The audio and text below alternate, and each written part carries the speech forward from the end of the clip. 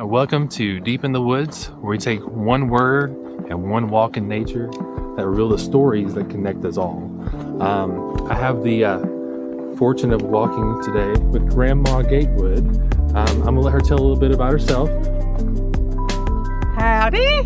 Good to see you folks out here on this beautiful, brilliant day. Yeah. Well, I lived in Gallipolis, Ohio, and that's where I raised my 11 youngins, and finally decided, I thought, once they all got out of the home and I was working on my great-grand youngins, that it was time for me to get out and do something for myself. And so I thought about getting out and walking in the woods. So what brought you to the woods? Well, Sonny, it's kind of interesting, actually.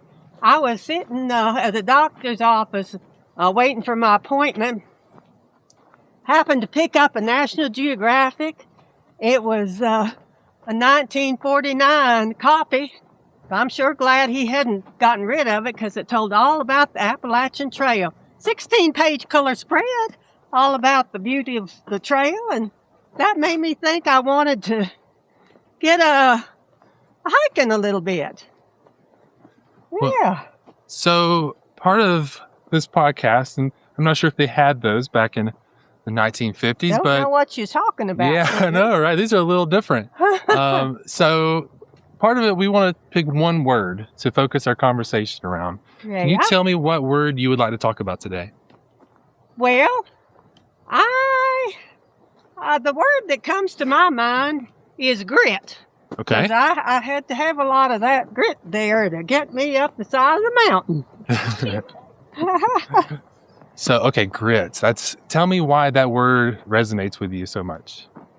Well, it was 2,050 miles on the trail, and a lot of nights I was up on those tall mountains. I didn't know they made such tall mountains in Georgia.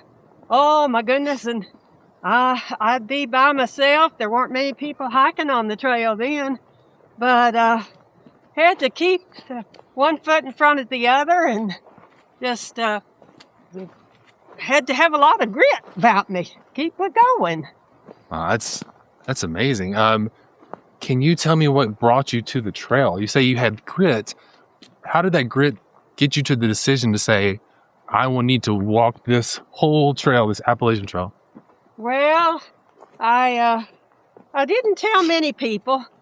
Once I told a few folks, and some newspaper men started interviewing me about why I was walking, and I just let them think I was a widow woman that wanted to get out on the trail.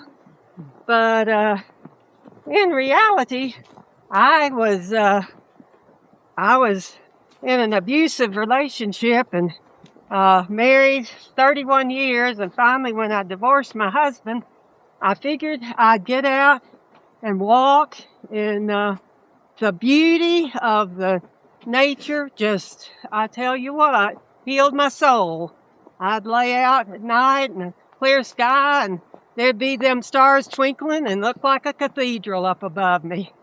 Oh, and I met some fine folks that helped me along the way, and just the beauty of a pink lady slipper, or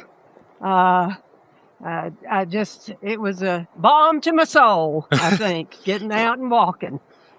One thing I hear often, I've been talking to a lot of hikers today, is about the thing they take away from their experience, the story and how it changed them when they get off the trail. Can you tell me a little bit about how it changed you and your journey after you left? Well, I reckon it was the kindness of strangers that touched my heart more than anything. The trail back in 1955, there weren't too many walking on the Appalachian Trail. Didn't know too much about it, but I would, once they started writing newspaper articles about me, I'd walk into town and get a new pair of shoes, and someone would say, "Hey, are you that Grandma Gatewood walking up and down the countryside? Let us buy you a pair of shoes. And just fine folks I met from the south all the way up to the north that were willing to take me in and feed me some meals. And I guess that's what touched me so much. Yeah. It's almost like a community or a family develops Exactly. in that process. Exactly. Yeah. That's right. Well, I appreciate you telling me even a small part of your story. Can you share with me what you would like to share with others of why they need to get outside? Why should they be coming into nature? Or even possibly, why would they experience the same things that you did? Right. Well, I think that's something I would love to share with folks is just the beauty that God created for us, that how important it is to get out and appreciate it. And we can gain such strength from nature and just breathing in that beautiful air and even on rainy days or cold days, or when I hiked, there was a lot of in 1955 there was 2 of the worst floods came through, but there was folks that helped me across the river, and I even rode piggyback on one fella's to get across the river. He helped me, and just the healing balm of nature, I think, is what I would say is so important to get out and just enjoy the beauty that God created for us all. I mean, we have perfect evidence in front of us right now of the beauty of it and the creation that we can find out here in nature. Amen. So, Amen. well, thank you for walking with me today and sharing. I think grit is something we need to hold on to, that resilience, Yes. determination. Yes. And your story is a perfect example of that, and the need to, share and connect with other people. It's so important these days and at all times. Yes. And thank you again for walking with me. You're welcome, Sonny. All right. Nice to meet you. You as well. Thank you.